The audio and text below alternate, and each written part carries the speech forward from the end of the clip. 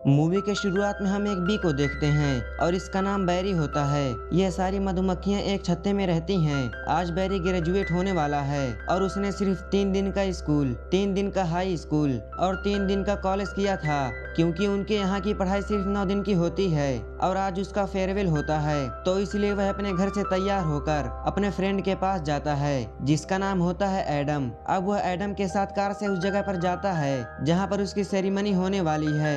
जब वो यहाँ पर पहुँचते हैं तो वहाँ के प्रिंसिपल उन्हें बताते हैं कि आज आप लोग ग्रेजुएट हो चुके हो, लेकिन अब आपको अपने लिए एक जॉब चुननी होगी और उसके बाद अपनी पूरी जिंदगी मरते दम तक आपको वही काम करना होगा। ऐसा बोलकर वह उन्हें फैक्ट्री का एक चक्कर लगाते हैं जहाँ पर शहद बनाने वाले प्रोसेस में काम करने के लिए अलग अलग पोजीशन होती है और उन्हें इन्हीं में से किसी एक काम को चुनना होता है। बैरी का फ्रेंड बहुत ज्यादा एक्साइटेड होता है, लेकिन बैरी को यह सब अच्छा नहीं लगता क्योंकि उसकी सोच बाकी सभी मधुमक्खियों से हटके होती है। अब यहाँ से अपनी सेरेमनी कंप्लीट करने के बाद वह टीम नेक्टर को देखते हैं। टीम नेक्टर मधुमक्खियों की ऐसी टीम होती है जो कि छत्ते से बाहर जाकर शहद इकट्ठा करती है और इसी नेक्टर की मदद से वह लोग अंदर शहद बनाते हैं। यहाँ पर कुछ फीमेल मधुमक्खियाँ होती हैं, तो बैरी उनके सामने जाकर स्टाइल मारने लगता है। तो इस पर एक पोलन जैक वहाँ पर आ जाता है। पोलन जैक उन्हें कहते हैं जो कि बाहर जाकर नेक्टर इकट्ठा करते हैं। और अब पोलन जैक बोलता है,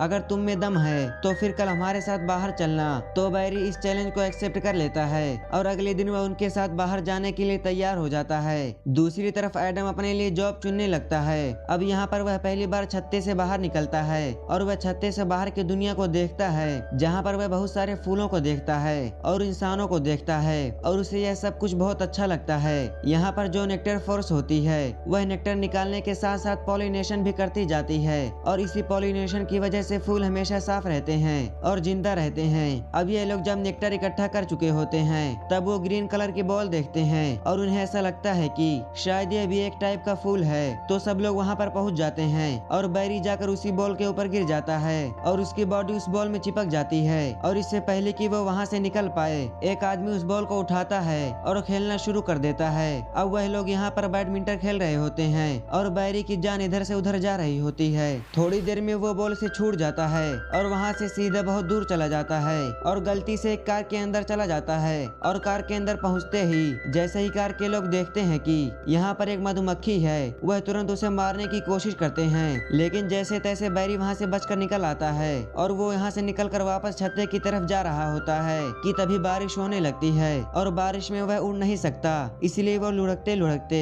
एक विंडो के पास जाकर गिर जाता है। अब यहाँ पर वह विंडो से उस घर के अंदर चला जाता है जहाँ पर सब लोग एक बार फिर से मधुमक्खी को देखकर उसे मारने की कोशिश करते हैं कि तभी वहाँ पर वैनेसा आ जाती है। वैनेसा वही लड़की है जिसका यह फ्लॉट है। वह बोलती है कि मधुमक्खी के अंदर भी जान होती है और ऐसा बोलकर वह बैरी को बचा लेती है और खिड़की से बाहर भेज देती है। अब बैरी यहाँ पर बारिश रुकने का इंतजार करता है, लेकिन फिर उसे लगता है कि उस लड़की ने उसकी जान बचाई है और इसलिए उसको थैंक यू बोलना चाहिए। इसलिए वह वेनेसा के पास जाता है और उसे हेलो बोलता है। अब वेनेसा को लगता है कि शायद वह कोई सपना देख रही है जिसमें एक मधुमक्खी उससे बात कर रही है, लेकिन थोड़ी देर बाद उसे महसूस हो जाता है कि ये सपना नहीं है और वह दूसरों की तरह बैरी से डरती नहीं है या फिर उसे मारने की कोशिश नहीं करती।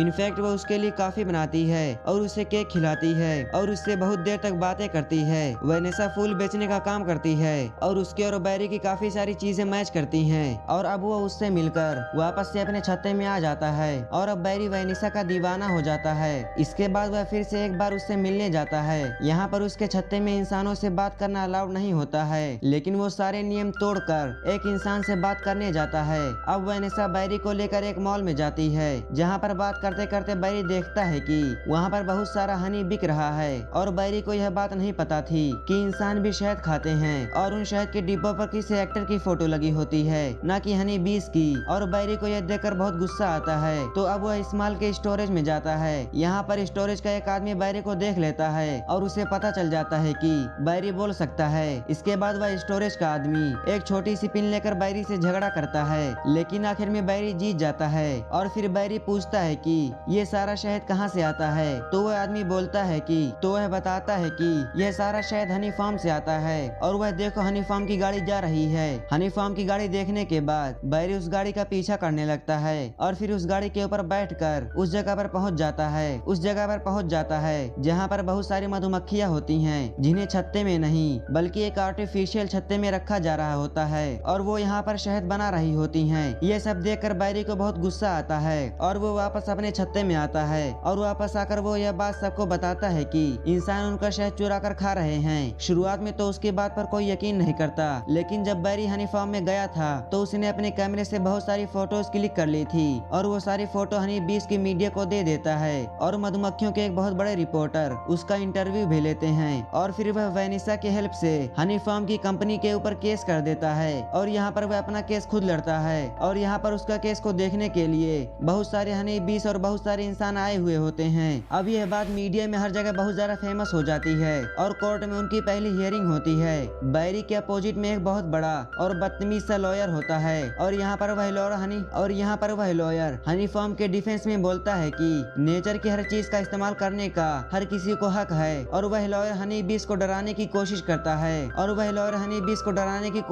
है और इस बात पर बैरी बोलता है कि ये शहद हम अपनी मेहनत से बनाते हैं, इसलिए ये हमारे प्रॉपर्टी है और जिन भी एक्टर की लेबल इस शहद की बोतल पर लगे हैं उन्हें इसके बारे में कुछ भी नहीं पता और ऐसे करके वो उनकी पहली हियरिंग खत्म हो जाती है। और अब यहाँ पर जो सारे आदमी होते हैं वह सब लोग धीरे धीरे करके बैरी के सपोर्ट में आ जाते हैं और उस हनी फार्म के खिलाफ हो जाते हैं। और अब जब अगली हियरिंग होती है तो फिर वह लॉयर जानबूझकर ऐसी बातें बोलता है जिससे कि एडम को बहुत ज्यादा गुस्सा आ जाता है और वह जाकर अपना डंक उसी लॉयर को मार देता है और डंक मारने की वजह से वो भी बहुत ज्यादा बीमार हो जाता है। लेकिन यहाँ पर वह लॉयर ऐसे दिखाता है कि जैसे उसकी जान ही चली जा रही है। उसके बाद लॉयर और एडम को हॉस्पिटल में लाया जाता है जहाँ पर एडम की तबीयत उस लॉयर से कहीं ज्यादा खराब होती है और इसके बाद वो केस जीत जाते हैं और इसी के साथ अब शहद बेचना बंद हो जाता है और जो भी शहद कंपनी ने बनाया था अलग अलग छत्तों में ट्रांसफर करने लगते हैं। अब जब बैरी के छत्ते में एक साथ इतना सारा शहद आ जाता है तो फिर उन्हें अपनी मशीनें बंद करनी पड़ती हैं और ऐसा उनकी जिंदगी में पहली बार होता है कि उनके पास करने के लिए कोई काम नहीं होता और अब उन्हें शहद बनाने की कोई जरूरत नहीं होती क्योंकि उनके पास बहुत ज्यादा शहद है। तो अब वहाँ की सभी मधुमक्खियाँ बस आराम करती हैं और ऐसा करते करते काफी टाइम बीत जाता है। दूसरी तरफ बाहर की दुनिया में मधुमक्खी नेक्टर इकट्ठा करने के लिए नहीं जा रही होती हैं तो इसलिए पॉलिनेशन भी नहीं होता। अब क्योंकि पॉलिनेशन नहीं होता तो फिर सारे पेड़ मुरझाने लगते हैं और यह बात इतनी ज्यादा बढ़ जाती है कि शहर के सारे पेड़ मुरझा जाते हैं और वेनेसा की दुकान भी बंद हो जाती है। अब जब यह सब कुछ बैरी देखता है तब उसे महसूस होता है कि सही करते करते उसने कुछ बहुत गलत किया है और शहद की जरूरत इंसानों और मधुमक्खियों दोनों को है। इसके बाद उसे वेनेसा बताती है कि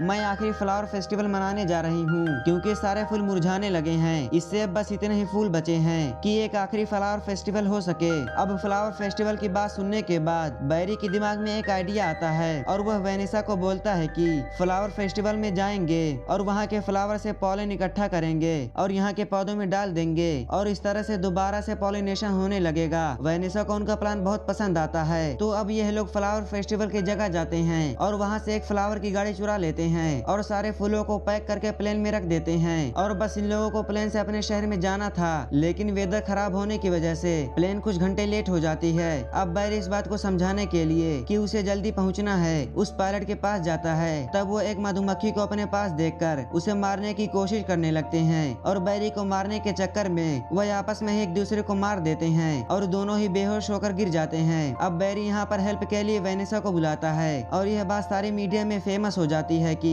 बैरी प्लेन में फूलों के साथ है और इसीलिए एक बार फिर से बैरी टीवी पर आता है और ये सब छत्ते में बैठी सारी मधुमक्खियाँ देख रही होती हैं। अब बैरी उन सबको बोलता है कि उससे गलती हो गई है और पॉलिनेशन होना चाहिए और हमें शहद बनाना चाहिए, इसीलिए आराम करने का वक्त खत्म हो गया है और हमें बाहर निकलना पड़ेगा। इसकी यह बात सुनने के बाद सारी मधुमक्खियाँ अपने छत्ते से बाहर निकल आती हैं और दूसरी तरफ वेनेसा प्लेन को उड़ा नहीं पाती क्योंकि उसने कभी भी प्लेन नहीं उड़ाया था और यह प्लेन काफी देर से ऑटो पायलट मोड पर है, लेकिन बिजली के झटके की वजह से ऑटो पायलट मोड भी खराब हो जाता है और प्लेन नीचे गिरने लगती है। अब यहाँ पर जो लोग एयरपोर्ट में नीचे होते हैं उन्हें सारी सिचुएशन का पता होता है, वह सब लोग बहुत ज्यादा घबरा जाते हैं पर वह शायद उतना ना घबराते, लेकिन प्लेन के अंदर बैरी होता है इसलिए उन्हें डर ज्यादा लग रहा था। अब यहाँ पर उनका प्लेन नीचे गिर रहा होता है कि तभी वहाँ पर प्लेन के नीचे लाखों करोड़ों मधुमक्खियाँ आ जाते हैं और वह पूरे प्लेन को अपने आप उड़ाने लगते हैं और नीचे रनवे पर बहुत सारी मधुमक्खियाँ एक फूल बनाती हैं जहाँ पर उन्हें प्लेन को लैंड करना होता है। तो बैरी अब वेनेसा को समझाता है कि